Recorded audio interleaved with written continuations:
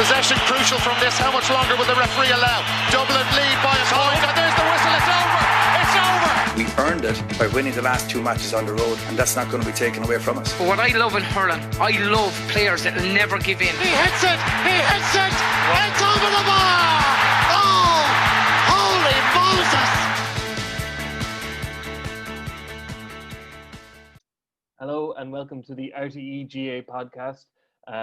Busy show for you today because there's so much GAA news around at the moment. It's a real helter-skelter week. Nah, I'm messing. It's pretty quiet. But we have three of the finest GAA minds in the country here to dredge whatever news there is and talk about it until we're all sated for GAA news for the week. I have Marty Morrissey, RTÉ GAA correspondent, Colm Keys, Irish Independent GAA correspondent, and as always, Rory O'Neill. How are we all doing, lads? Good, Mikey. Very well, Mikey. Good to see you. Yeah, it's good. You can still see me through the tumbleweeds rumbling across the screen, can you? It's been a quiet week, lads. But we have a few things to discuss, and one of the things to discuss, which we'll get to later, is why is it so quiet? And I think we all know why, but it's also worth discussing. So the news, today's news. Colm Keys, you have a line saying that next Friday, tomorrow week, is D-Day, or the beginnings of D-Day for the GAA, the IRFU and the FAI as they go to the Oireachtas Special Committee on the COVID-19 response to panhandle, basically, or see how much of the 40 million sports pie they can get. Isn't that right? Yeah, so I suppose it's in the interests of the committee and for the government really at large, and it consists of senators and TDs. It's quite a wide-ranging panel. Among them on that committee is Stephen Donnelly, the health minister, and it's not just money, Mike. It's everything. The agenda covers everything for all three organisations, down to the mental health aspect of not having sport. That's was documented on the agenda. Obviously, the financial impact and the positive impact of the games going ahead, and what a crisis brought out of it for sports. So there are a number of headlines, but really it's everything. Obviously, it's this committee's job to take soundings from every layer of society and the impacts on it. And now it's sports' turn. And obviously, in the midst of gates being closed to spectators continuously, and that doesn't look like it's going to change anytime soon, I think. Obviously, there would be strong representations, I would think, made by all three federations as to why this should be lifted, or what precautions they have taken. I'm quite sure that all three will set out the level of care and what they have shown themselves to do. If we take the GAA's case with the establishment of the COVID committee, and how they have ran through basically every aspect of reopening, right to, I'm pretty sure they're busy working on the protocols for a championship, which starts obviously next month, and that's soon to be released too, about how that's going to work.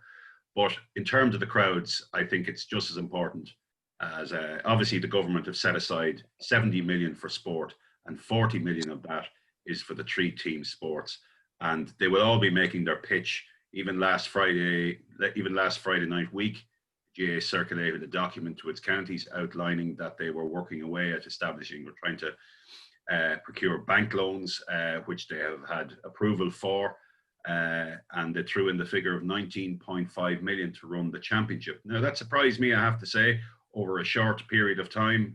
Officially training starts next Monday.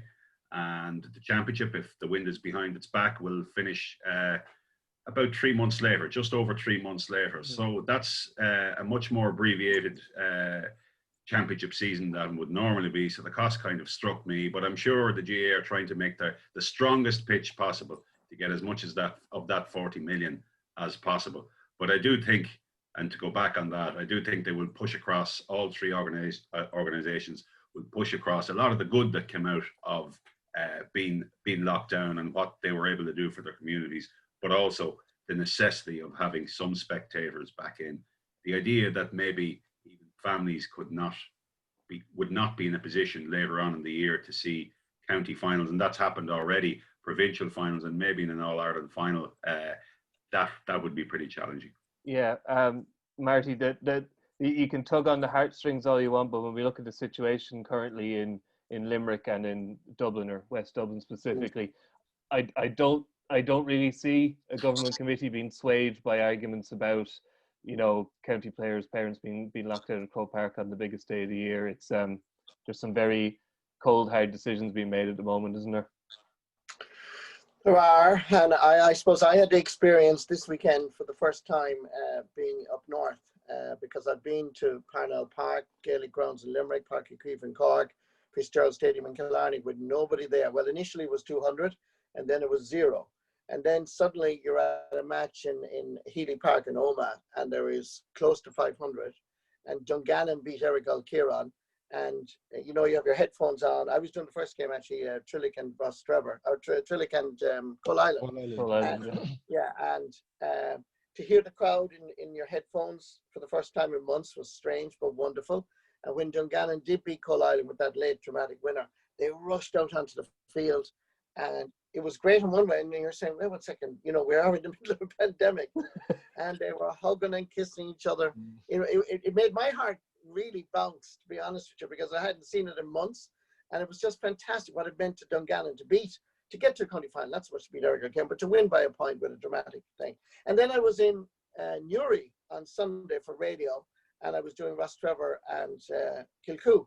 And it was 500. There was supposed to be 400 in Omagh.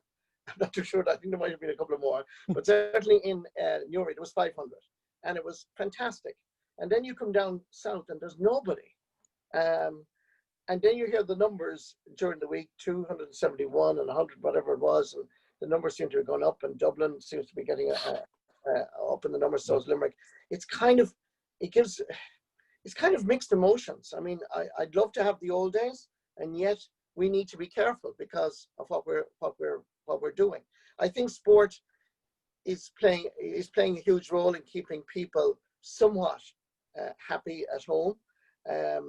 The urge to go out to a match is huge for people because it is the heartbeat of a community, whether it be club or indeed intercounty. It's difficult to kind of fully to comprehend until you live through it, to have silence against and then to have a crowd at it. So I've experienced both. And do I think that it will change? I think the GA, right, the way Colm said it is right. The GA will plead for the sharing of that huge pot. How much they get will depend on the argument. Will the intercounty happen? I mean, we don't know. Looks like Limerick could be heading to a lockdown, and the Limerick County Final is on next weekend.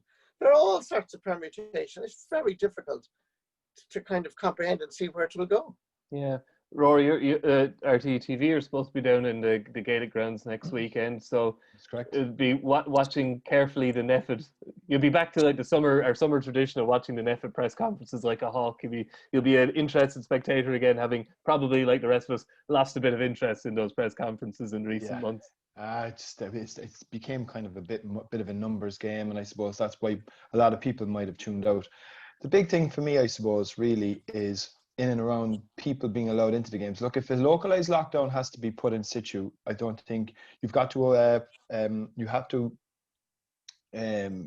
go along with whatever these public health officials are recommending, and that's fine. And they have evidence that these localized lockdowns work.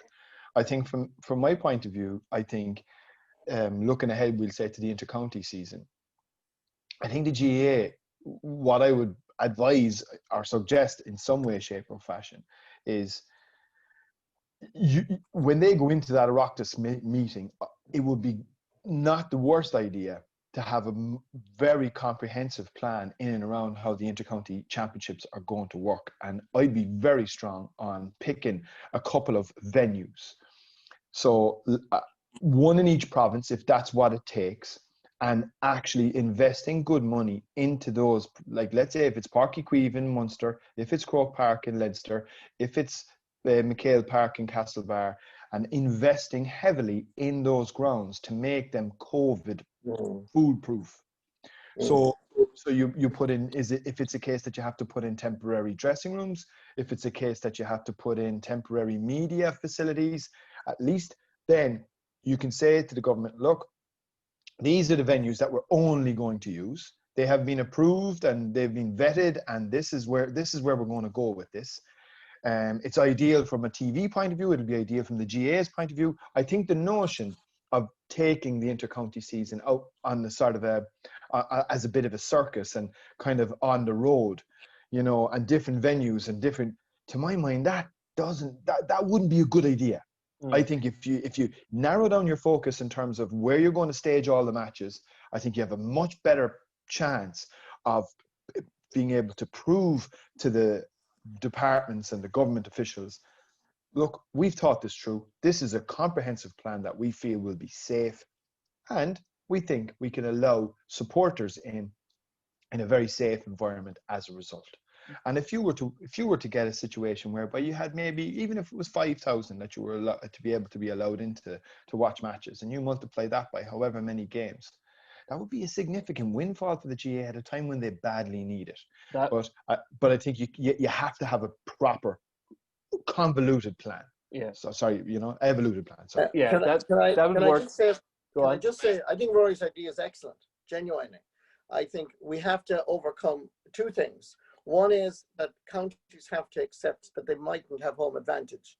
And that's a huge psychological thing, because if you're Carlo and you're expecting Meath down, I don't know the fixtures off the top of my head, but you know what I mean? That that there has to be a central venue, whether that be Croke Park for all Leinster, Parkleaf for Cork. But the big thing we need to do, and the GA need to do, is that they need to show that the crowds who are gathering outside need, whatever crowds they are, 200, 500, whatever we get, need to be able to be funneled through, that they go in one way and they go out the other, because that's what Dr. Ronan Glenn, the acting chief medical officer, and Neffet have said, is the congregation. If they're going to the games in the car, and it's the congregation, it's actually not the venue at all. The venue is actually, the venues are huge. So it's the organization of that. Yeah, the issue there, I suppose, Colm, is that that's fine after about 3 weeks of the championship, but the problem is that there's 2 weeks there at the end of October, start of November, where we have down for decision 3 or 4 provincial quarterfinals in each province.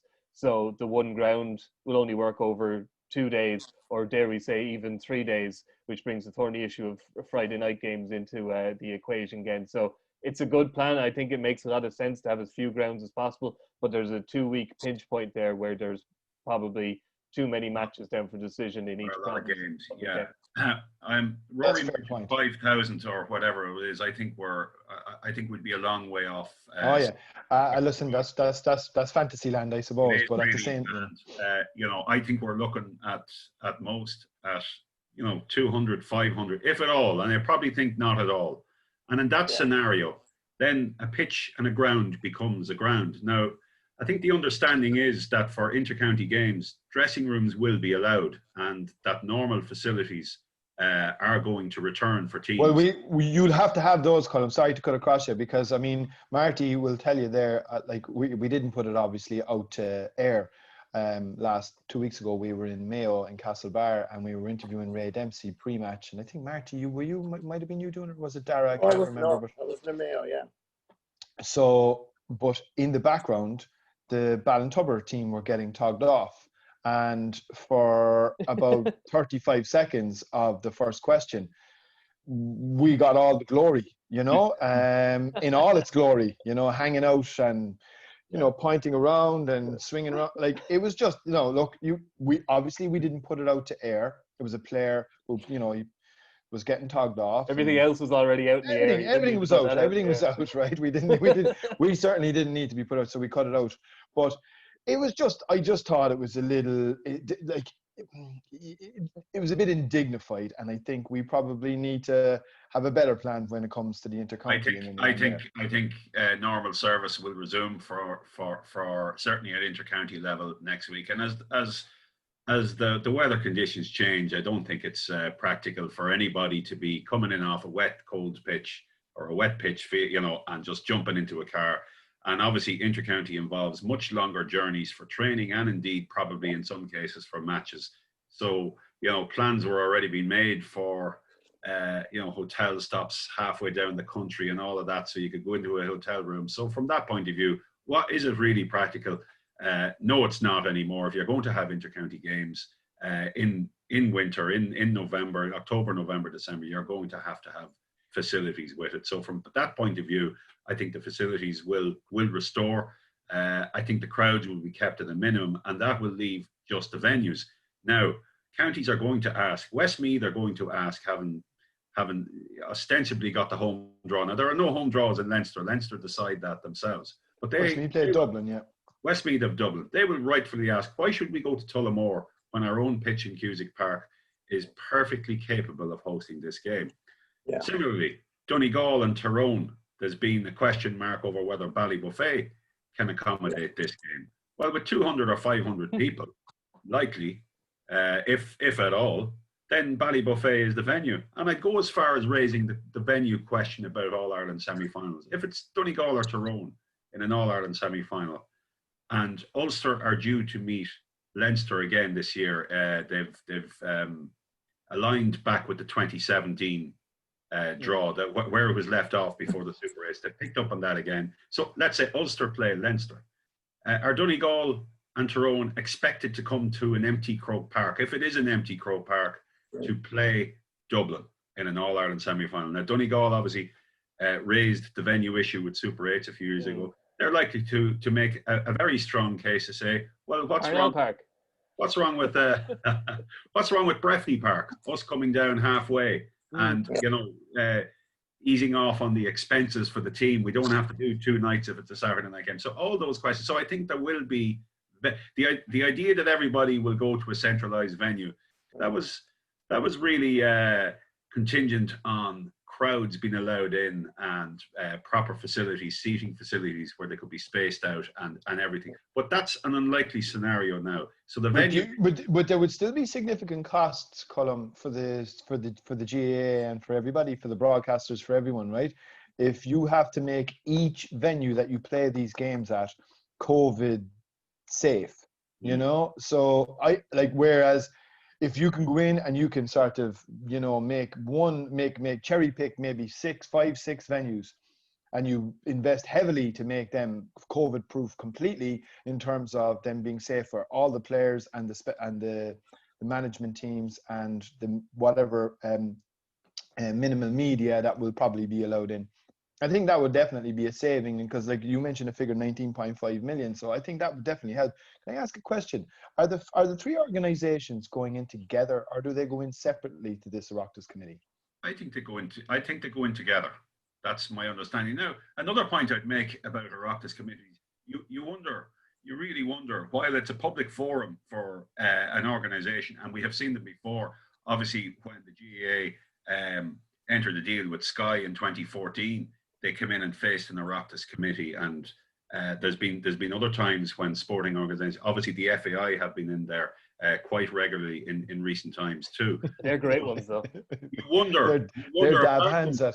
Apart from the public nature, and they're obviously broadcast live, apart from the public nature, what powers do an Oireachtas committee actually have in terms of anything, in terms of being able to sway a Minister for Health, even though he's part of it, or sway a public health emergency team that it's the right thing to do to let spectators back? I mean, this argument has been very well ventilated in the past few weeks and months anyway. So you'd wonder, what more can federations add in that public setting to a group of TDs and senators that they haven't heard before, unless they've been living under a rock. I think you're right. It's a platform. It is a platform, and it's useful to get the point across. But the point has already been got across plenty of times before. But I'm sure it'll be done in a different way. And time is short, and the questions then come afterwards. There's a questions and answers where each member of the committee will ask a question and the responses. So I wonder about the powers of them. But the fact that the special committee have acknowledged sport by bringing them in to give them that platform is significant enough. It'll be news, Colm. It'll be news, and news is what we're missing. And I'd like to kind of talk about that now for a minute. Marty, David Clifford appeal for his red card was rejected. He won't be available for East Kerry for their county semi-final, I believe. We were just chatting before we started here, compare and contrast with when David Clifford got a red card against Tyrone. It just highlights, doesn't it, that we are all delighted club is back, and to each of us, the club championship that we are most attached to means a lot. And but to be honest with you, it doesn't impact on the national consciousness in the same way as the inter-county game, and there's no point in pretending that it does. No, I'd agree. And just before we move off the last point, I may also use this platform to suggest that all Clare inter-county hurling championship games should be played in Milltown Malbay. Bring everybody from Tip and Limerick as far west out into the Atlantic as possible. No one beats you up there, Marty. Yeah. I mean, look, I'll set up the cameras. There'll be no problem, Rory. You leave that all to me. It'll be Game Force 9 for every single game in November. And it'll be great crack. Yeah, there is a difference. I remember covering a game. I don't know where it was, some part of Tyrone. I think it was Tyrone anyway. David Clifford got sent off in a game against Tyrone in the league, wasn't it? Am I right? In the league, yeah, above. Yeah. In it was in what's that ground? Enniskeenners. It was. It had to be the game had to. Eden Dark, that was correct. It had to be shifted. Had to be shifted. Yeah, and there was huge furore over it. There was a Tyrone substitute come on and whatever it was, but it was like there is a difference. Mikey is absolutely correct, and like I know Kerry people are hoping in some ways, unless you're from the two other divisions, that it'll end up a East Kerry Dr. Croke's final because David Clifford will be available for the Kerry County final if that happens. The hype and the difference between club and county is huge. And I get the feeling, slowly but surely, I think initially there was great support for the division of the club and the county, inter-county championship. You know, we do the inter-county from January to July, club from July to December. It seemed a very simple, obvious solution. But then, you know, slowly the momentum is beginning to dawn on people. Gosh, you know, this is a marketing tool for the GA. The inter-county is still where it's at. I know the club is the epicenter and I'm a clubman myself, but maybe it's not, maybe on mature reflection, maybe it's not as simple as it sounds. It sounded like a good idea. I supported myself initially, but then I thought the intercounty scene will be gone for August, September. September was always a GA month exclusively because it was a marketing opportunity. I'm surprised other sports, and probably COVID-19 obviously hasn't helped, that those months will be given to other sports. So I think the GAA and David Clifford, these are our mega stars that we all want to see. Whether you're from Kerry or not, it doesn't matter. Everybody wants to see the likes of David Clifford play. So are you going to cut it off in July? So the point I'm making is that I think we need to reflect on this again. The intercounty is a huge platform for our best footballers and hurlers, and we all want to see it. So we're going to cut it off in July. I think the club needs to be accommodated, needs to be loved a lot more.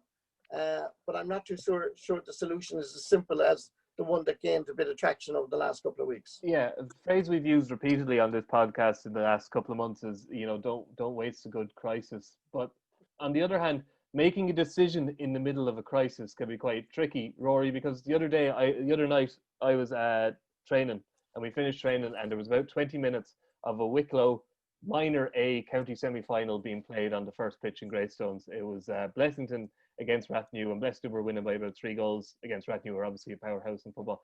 It was brilliant, and it was the first time I'd stood on the sideline and watched a live GA match in I don't know how long. And it didn't matter that it was a minor A county semi-final, which is obviously quite a good standard, but it was just fantastic to watch it. It was dramatic finish and everything else.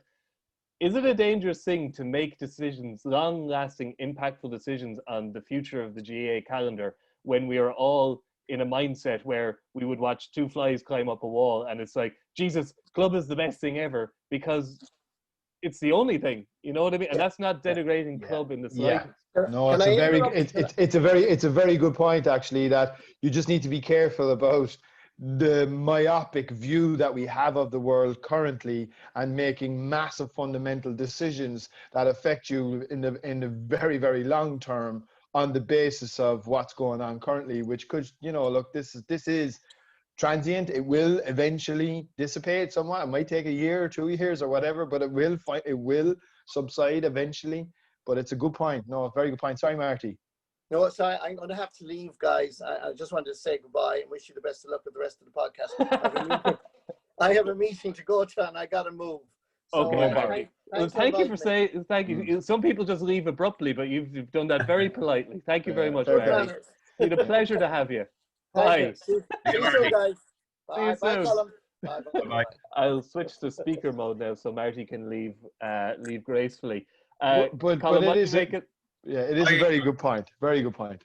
I take all that and what you know what Marty said about the profile and all of that, but the idea that club players, and they've experienced this year, you know, set off on championships in some cases the 17th of July, and for many more cases it was a couple of weeks later, and that they have had a clean run through without any interruption, had good preparation in some cases. You know, clubs were able to access their players for even a couple of challenge games before a championship, probably unheard of in many cases before. So the idea that they have had that access, well, that has always been the ultimate solution, and it's fallen this way obviously by circumstance. But the experience of those players being together, inter-county players being with their clubs on block, has been a really good one. And some of the championships have, even though there's been no crowds, but they have been good quality. Now, I take it that they are for only really club level. It's only for those who are really connected, and you know, you'll get some viewership from a distance, but nothing like inter-county, obviously. But if you take it that currently April, there's no inter-county action, and that's changed incrementally over the years. And the GAA have been moving towards a better solution for a number of years, even stripping back three weeks off the All-Ireland finals already. Did it have a sizable impact? I'm not so sure it did. I certainly didn't sense it. Someone else may have that experience, but I didn't. And obviously the Super 8s and the round robin hurling supplemented that in many ways. But, you know, inter-county will continue through the month of April. It will be pretty busy in May and June, because provincial finals will be played in early June if provincial finals are to be played. Obviously, that's one of the proposals, and the GPA have brought in a proposal with no provincial championships at all.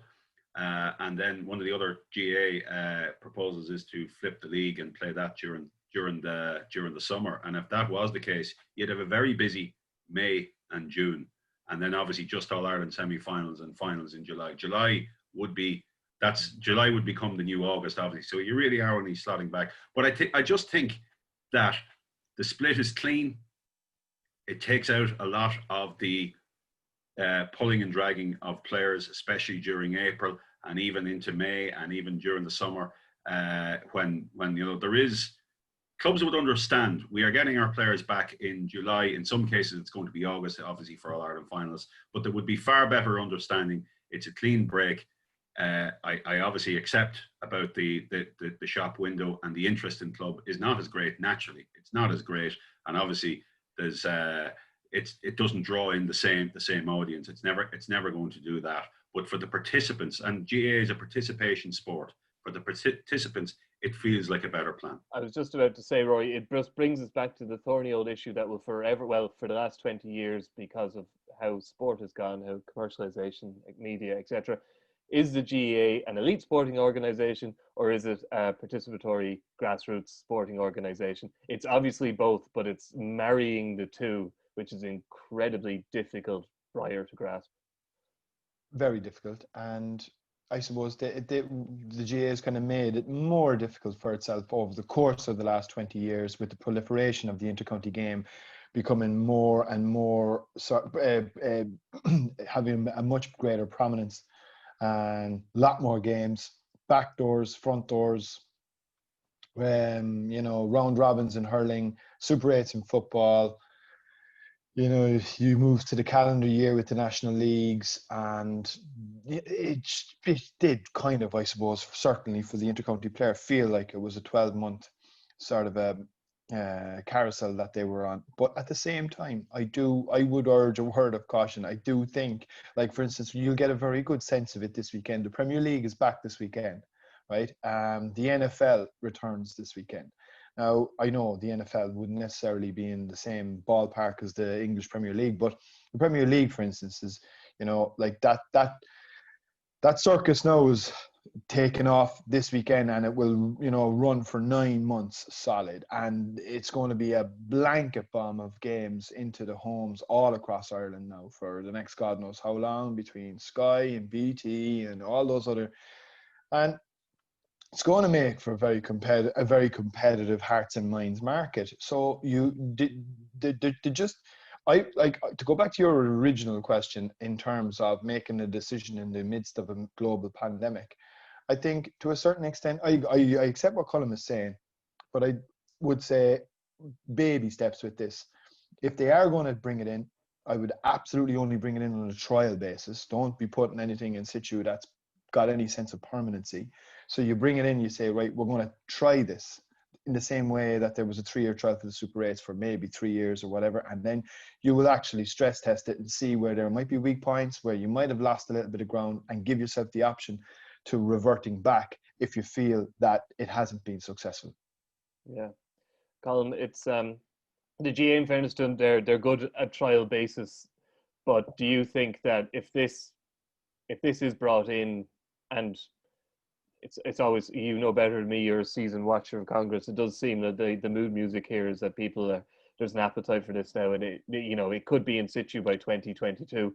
Would it be a trial basis? And even if it was a trial basis, is it the toothpaste is out of the tube situation? It'd be very hard to ask the clubs to go back to being second-class citizens again, wouldn't it? It would, but the Super 8s was a 3-year trial, and after 2 years, and next year will probably be the last year of it. But I think if there was no urgency or no urge to change after that, I don't think the Super 8s would have continued. I think some new format would have come in. I don't think Super 8s in the format that was there was sustainable. So that toothpaste would have had to have been pushed back into the tube, to use your phrase. Very hard thing to do.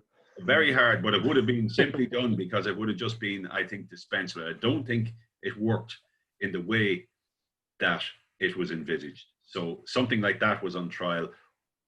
This would all be down to experience. The experience of the club players is we know our dates, we know when we're going to have everybody, and everybody is the key. League competitions at local level, at club level, can continue on, maybe. So also the benefit for club players is a later start to the year. You're not trying to peak for some games in April, as some counties do. Yeah. So that's a benefit. Having said that, the task force last December brought in a recommendation that every county would have just 16 teams in their intermediate and senior competitions. That would have taken out a lot of April for championship games, because if that was imposed as a general national rule, you probably wouldn't have had championship games in April anyway. So you would have had club games or whatever else. So that window, that April window was certainly being changed in that respect, whereas most championships would have started after the county teams were finished. Now, in the case of Dublin, who were going to probably, and Kerry going on to until September, that was going to be very, very difficult. And if you had a Cork hurling and football team in both All-Ireland finals, well, it was going to be almost impossible to finish a competition unless you started in April. I think this way, once they create 14 weeks of a club window is the optimum, 14, 15 weeks. That gets the likes of Cork and Tipperary away with all their programme of games.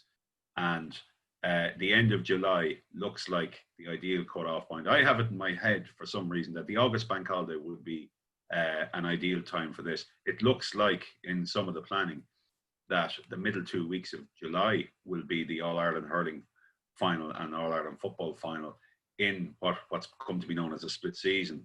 That would give more than 14, 15. That would give the 15 weeks up to the end of October when provincial championships would start. So that is early, there's no doubt about it, but the experience of the club players and the experience of the clubs would probably be the key to it, much more than the window or the marketing or anything else of the intercounty game. And we mentioned American football. The American football season, is it five months competitive season? Not even really. 4 really. Yeah. 4 months. So really, that has its window, except the Premier League. But the Premier League has always been a difficult beast in terms of marketing to compete with for any organisation. If you look at the Six Nations rugby, that's over a short period of time. The autumn internationals, they're all short windows. So you do not need that much of a protracted season at intercounty level to get it all done. You're not going to be losing games. You're going to have a lot of games. in a shorter period of time. And also that benefits the games to training ratio, which was, I think it was at 1-13 at one stage over the last decade. I'm not sure when that was, but I have that figure in my committee. Where are we calling it? You know the machinations of Croke Park as well as anyone. There's proposals have been made to the Fixtures task force. Where does that sit now, and what's the timeline on it? Initially, there was 3 proposals. One was to maintain a status quo. That was an issue. That was left the way it was last December. There was supposed to be a road show, but obviously circumstances kicked in, and then they were always due to come back in August. But now they've come back in August with John Horan encouraging them to review the split season. So they've recalibrated the dates or the formats, the original formats around new dates to bear that in mind. In the meantime, the GPA have come in last week with their proposal for a league that blends into a championship without a provincial championship. And I'm sure they will look at other options now, but I do think the 2 options they will keep and try to shape them into a split season. It looks like it's not going to happen next year. Maybe the split season itself with the current format can happen next year. I wouldn't see why that would be a problem, but I think there'd be caution because nobody really knows what type of season is going to be in place next year.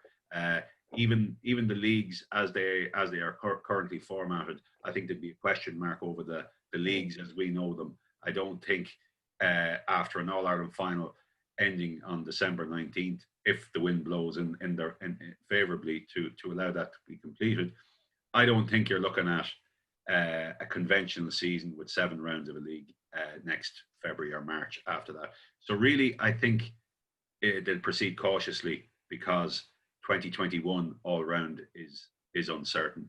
It'll be 2022 before there's a new format. You may see an earlier conclusion to the All-Ireland finals next year, but in the current format. Okay.